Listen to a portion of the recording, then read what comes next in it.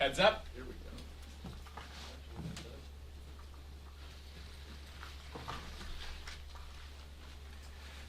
Good afternoon, everyone. From the very beginning of this Congress, House Democrats have repeatedly made clear that we will find bipartisan common ground with our Republican colleagues on any issue whenever and wherever possible in order to make a difference in the lives of the American people. And throughout this Congress, House Democrats have governed from the minority as if we were in the majority, in order to deliver real results for everyday Americans and to solve problems for hardworking American taxpayers. Our commitment remains the same. But we need traditional Republicans to break with MAGA extremists and partner with us so we can keep the government open and meet the needs of the American people. What's the challenge? Donald Trump has ordered extreme MAGA Republicans in the House to shut the government down unless they can jam parts of Trump's Project 2025 agenda down the throats of the American people. That's a non-starter. We will not let the American people be extorted by extreme MAGA Republicans who are trying to turn back the clock, undermine freedom, and suppress the vote because they don't believe they can make a compelling case to the American people on November 5th. Questions? Mr. Jeffries, you said in June that with regard to the appointments of Ronnie Jackson and Scott Perry to the House Intelligence Committee, that if Democrats take the majority, you, quote, a different decision would be made. Do you plan to decline to reappoint those two individuals to the committee if the Republican leader reappoints them? And would any other Republicans be at risk of exclusion from committees? To be continued. So have you talked directly with Johnson about what this next play might be, or is it just anticipated that we're waiting for the Senate here? I mean, is there any negotiation at all in terms of saying, okay, I can deliver this many numbers on the straight CR, nothing like that? The House has a responsibility to keep the government open and meet the needs of the American people. Pursuant to the United States Constitution, all appropriations bills have to initiate in the House of Representatives. The extreme MAGA Republicans are determined to shut the government down and hurt everyday Americans because they are on an ideological crusade. This is not anti-woke week. It's Project 2025 week. In fact, every week is Project 2025 week because that is the extreme MAGA Republican agenda. And we're determined to stand up for the American people. I have not spoken to Speaker Johnson today or subsequent to the collapse of the House Republican shutdown bill, but time is short. Our staffs are in communication with each other, and what occurs over the next few days will be determinative as to whether we can find the common ground necessary to fund the government, avoid a shutdown, and meet the needs of the American people. This should not be complicated. In May of last year, more than 300 members of the House of Representatives, including a majority of House Republicans, supported the Bipartisan Fiscal Responsibility Act, which set top-line spending numbers for fiscal year 2025. And we all agreed that partisan policy writers would be left out of any appropriations bills. House Republicans are violating their own agreement. Why? Because they want to jam Trump's Project 2025 agenda down the throats of the American people, and in the alternative, shut down the government. That's reckless and irresponsible. We will continue to stand up for the American people. Would that include money for the Secret Service? Just to follow up on Chad's question, you said you haven't spoken to Speaker Johnson since the bill on his proposal failed last night. Can you characterize more generally what your conversations with the Speaker have been on this? Are you guys on the same page about how this ultimately will end? Does the Speaker understand that this is leading towards a clean CR? Any private conversation with Speaker Johnson will remain private. However, there's nothing inconsistent between what I may say to Speaker Johnson privately and what we are saying publicly. This is not complicated. We have already reached an agreement connected to the Bipartisan Fiscal Responsibility Act with respect to the top-line spending number for fiscal year 2025. And we will not accept any partisan, right-wing policy changes to current law. That was an agreement that we reached last year, and we expect that agreement to be kept. We are also, as House Democrats, not going to allow Republicans to cut $12 billion in funding for veterans' health care that would undermine our ability to meet the needs of veterans who are suffering painful exposure to toxic substances, burn pits, and Agent Orange. As House Democrats, we will not let extreme MAGA Republicans shortchange our military readiness to the tune of $6 billion. And we will also not let House Republicans fail to meet the needs of the American people who are suffering from the harmful impact of extreme weather events by shortchanging the American people by $25 billion.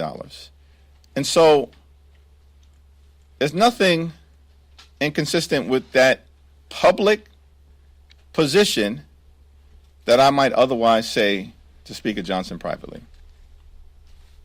Are you, again, willing to come to Johnson's rescue, in a sense, on this?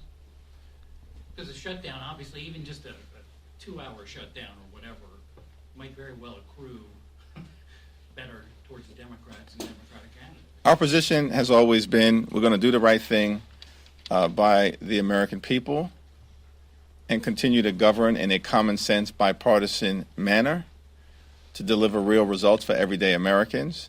With respect to any future motion to vacate, our view has always been we will evaluate it on a case-by-case basis. I'm not talking about the motion to vacate. I'm talking about coming to his rescue to keep the government open. Well, it's not coming to Mike Johnson's rescue, which is why I was confused a bit by the question. It's coming to the rescue of the American people. That's our job, is to make sure we meet the needs of the American people in terms of their health, safety, national security, and economic well-being. Democrats have repeatedly demonstrated that we will do what is necessary to deliver real results for everyday Americans. We want to avoid a shutdown, but we are also not going to pay the MAGA extremists' ransom demand of jamming parts of Trump's Project 2025 into an appropriations bill and down the throats of the American people. Can you just lay out some of your top concerns about the SAVE Act, which is an attached to the spending bill? It's a voter suppression bill that is simply designed to enact parts of Trump's Project 2025 agenda. Current law is very clear. It's very clear. What is so complicated about the fact that only citizens under the United States Constitution and federal law are permitted to vote in federal elections? Thank you, Mr. Leader. Now, I want to talk about Amber Thurman, the black woman who died of sepsis after being denied medical care due to Georgia's abortion ban. Now, she was only 28 years old and left behind a young child. She's just one of many who has suffered greatly due to the Supreme Court's Dobbs decision. But what message can you send those who feel hopeless around matters of reproductive freedom?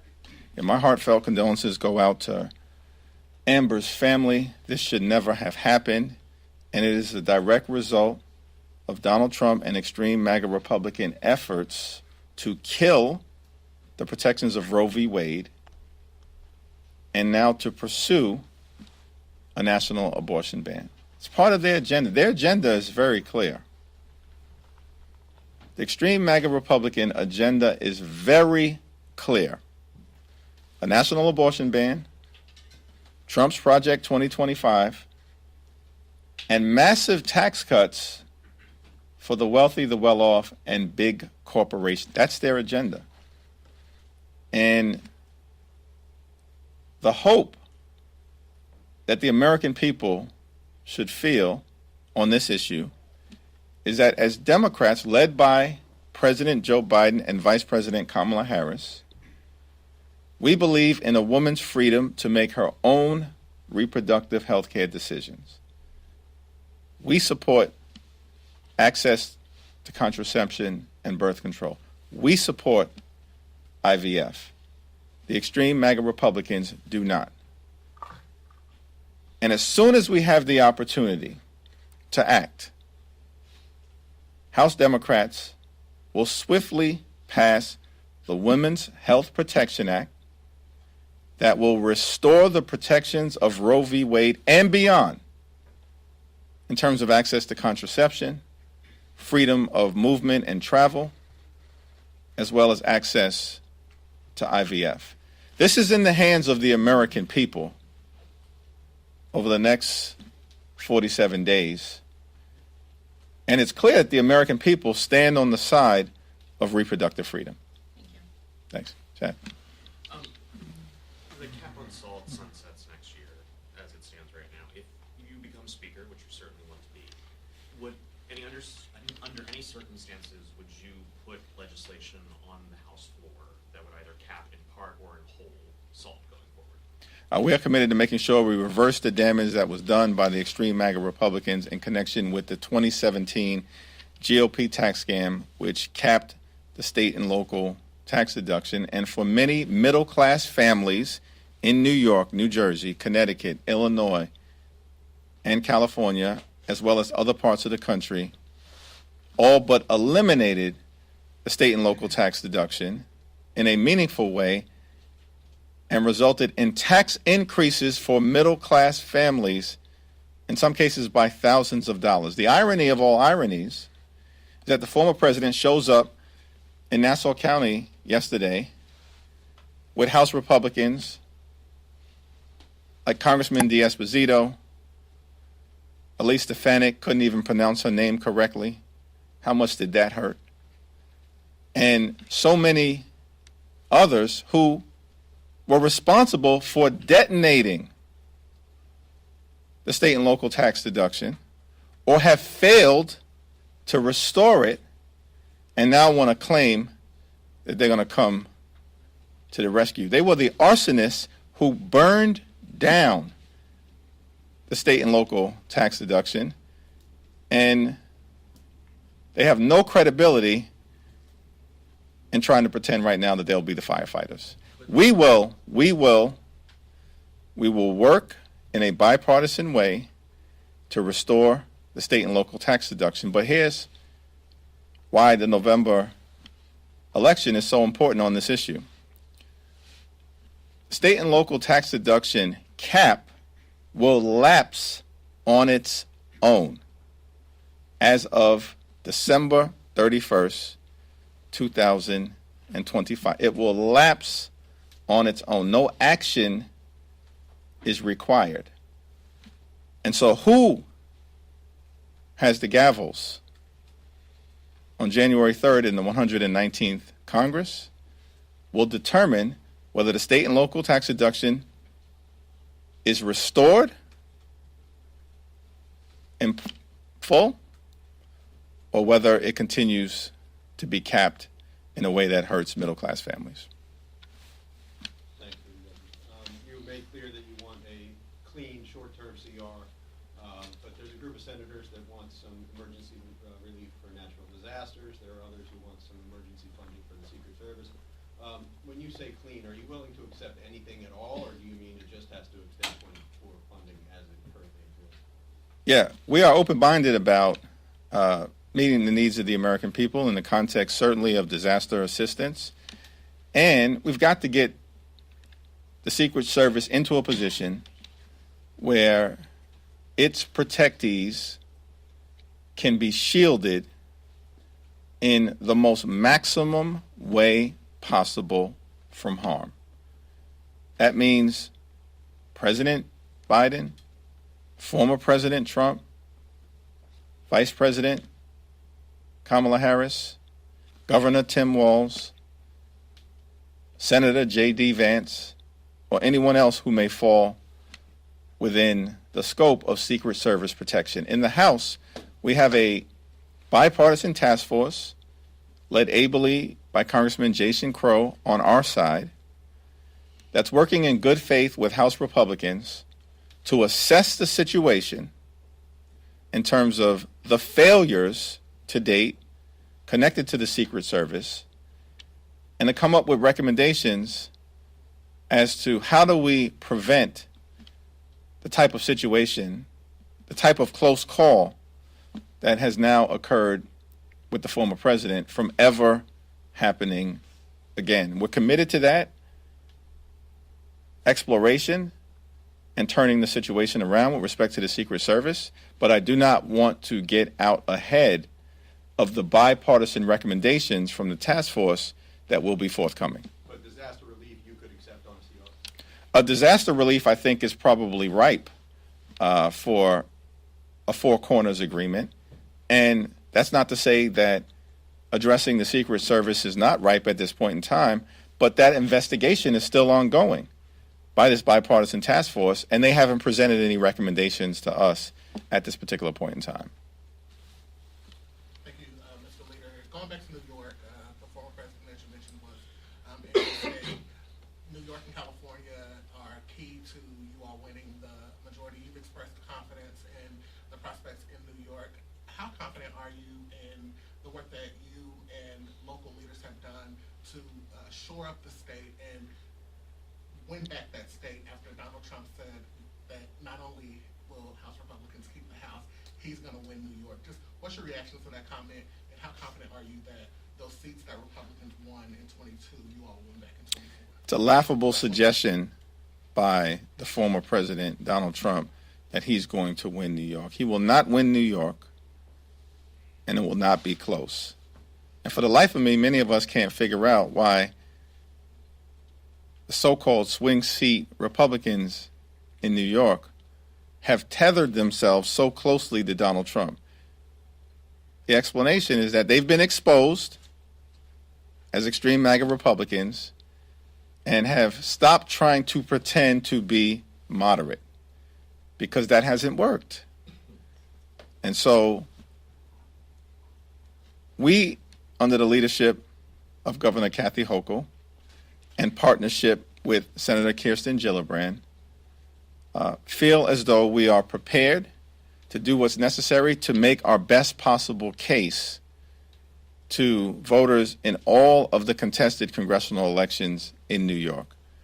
Governor Hochul should be commended for leading a significant effort to strengthen the New York State Democratic Party, and in partnership with Senator Kirsten Gillibrand, who's done an incredible job, stand up a coordinated campaign for the first time in modern New York history that rivals anything that we've seen in battleground states across the country. Thank you. Go back to this side. Yep, you got it. As folks head home to campaign in a few weeks, what is your message to Democrats about what your legislative agenda would be if you got won next year? House Democrats are going to continue to put people over politics and to fight for lower costs, to grow the middle class, and to defend freedom, including a woman's freedom to make her own reproductive health care decisions. We need to take decisive action in the new Congress, partnering with enlightened leadership in the White House and with our colleagues in the Senate to address the housing affordability crisis and lower housing costs for everyday Americans. We need to make sure that those Americans who are struggling to live paycheck to paycheck can get ahead as opposed to simply getting by. And of course, we need to pass the Women's Health Protection Act and the John Robert Lewis Voting Rights Act, along with the Freedom to Vote Act, so we can both defend democracy and defend our freedom. Thanks. Go back. misinformation is going to be a big issue this campaign cycle, and we've already seen a lot of it. We've seen lies being told about Haitian migrants in Ohio, and we've also seen lies being told about Senator J.D. Vance and a relationship with a couch. Have you had talks with your contacts? Haven't really followed that couch situation. I've stayed away from that one. Have you had talks with your conference about being careful about, seeing something online and exasperating it or sharing it? From our standpoint, we continue to keep the focus on issues related to making a difference in the lives of the American people, lowering costs, addressing the housing affordability crisis, growing the middle class, fighting for reproductive freedom, and defending democracy. We also will contrast that with the Republican agenda, which is a nationwide abortion ban, Trump's Project 2025, and massive tax cuts for big corporations. There's no need for us ever to engage in conspiracy theory peddling or propagating misinformation, because on the issues, Democrats are right and Republicans are wrong. We're still waiting for some clarity from my Republican colleagues as to why they continue to entertain conspiracy theories, attack people in ways that don't relate to issues but relate to people's race or gender or ethnicity or gender identification, as opposed to debating us in the arena of ideas. The reason that many Republicans continue to engage in lies, misinformation, and conspiracy theories is because they have a horrible track record of accomplishment. Can anyone in America name a single thing that House Republicans have done on their own to make life better for the American people? Can anyone name a single thing during the 118th Congress? The answer is no. They have a horrible track record of accomplishment. Instead, they visited chaos, dysfunction, and extremism on the American people. And their vision for the future is deeply unpopular, which is why they're running away from their extreme agenda. But House Republicans can run. We will not let them hide from their desire to impose a nationwide abortion ban, Trump's Project 2025 agenda, or big tax cuts for the wealthy, the well-off, and big corporations. We will not let them hide, and we're going to contest them in the arena of ideas. Thanks. Yep. Leader Jeffries, I wanted to follow up on the agenda question, because you and other Democrats have been very specific in your critique on the Project 2025 and the Republican agenda. Here today, you did mention some specific bills, but why are Democrats presenting your affirmative agenda for what you would do if you get the gavel in November, beyond the Women's Freedom Act and the voting bills? What other specific policy agenda items would you bring to the floor in the first 100 days? Well, it's a caucus-wide discussion before we can commit to, at this point, what bills will be brought to the floor during the first 100 days. However, I think one thing that is clear is we will lean in to the enhanced and expanded child tax credit so we can be there for working families, middle-class families, and low-income families under the leadership of Rosa DeLauro. We will lean in to lowering housing costs and making sure we address the affordability crisis, and look forward to partnering with the Harris-Walz administration in that regard, who have articulated a clear plan to make sure that rent can be afforded and home ownership opportunities made available to all Americans. And of course, we have to defend freedom and democracy through enactment of the Women's Health Protection Act, Freedom to Vote Act, and John Robert Lewis Voting Rights Advancement Act. Thanks. Can I get your reaction to the explosions we saw in Lebanon this week, turning page-raising walkie-talkies. Do you think this is an escalation by Israel, and what are your thoughts on these attacks? Yeah, I have not had a secure briefing on the issue yet, and until such time, I'm going to reserve judgment.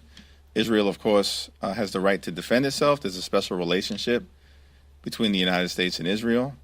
But I also, at the same time, support President Biden and Vice President Harris's efforts to enact a peace plan for Gaza and to de-escalate any tensions that exist in the region in order to avoid an all-out conflict. Last question? Thanks, Senator Jeffries. A couple weeks ago, the DOJ and the FBI did a big press conference highlighting Russia's efforts to interfere in our elections. Now that we have seen that Iran is also doing the same thing, but seemingly in the favor of the Harris campaign, do you think that the administration or the Harris campaign need to do more to bring attention to that as well? I think so far we've seen maybe a press release, but given that the other situation got so much press and so much attention. Foreign interference in American elections is unacceptable in any circumstance. That is the Democratic position. It's our hope that that will be the Republican position as well. Thank you.